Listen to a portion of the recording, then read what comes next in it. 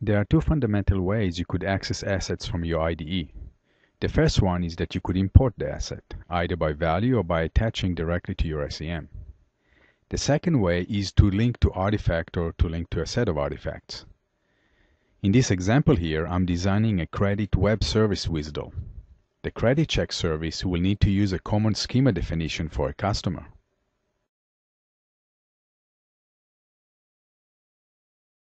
The enterprise customer schema was published, vetted, and approved by the core architecture team. So as a developer, I do not really need to import it, and I'll definitely should not check it into my SEM. I just need to link to it, which means I'd like it to be available on my workspace, but only as a reference to the specific approved version in RAM.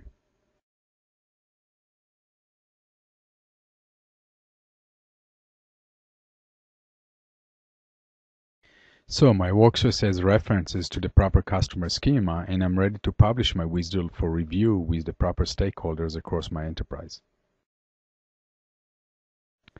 Nothing is new so far. Here I'm using the typical rich client approach to package artifacts by dragging them or adding them to the asset that I'm about to publish.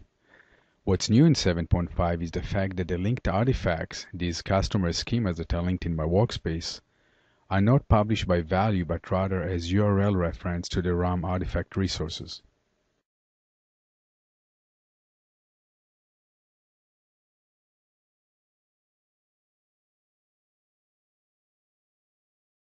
If I import this asset that I just published to my IDE, the rich client will create links to the customer schema rather than bring it by value.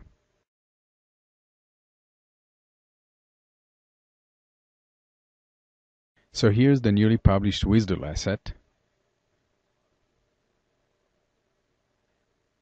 As you could see, it's marked as dependent on the customer schema. It of course has the WSDL references to the artifact with the proper folder hierarchy to be used within this asset.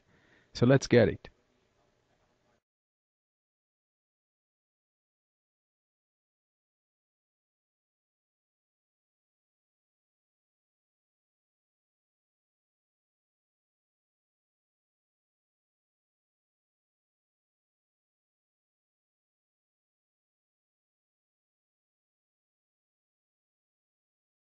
And as you could see from the property of this resource, it's a RAM reference link for an artifact.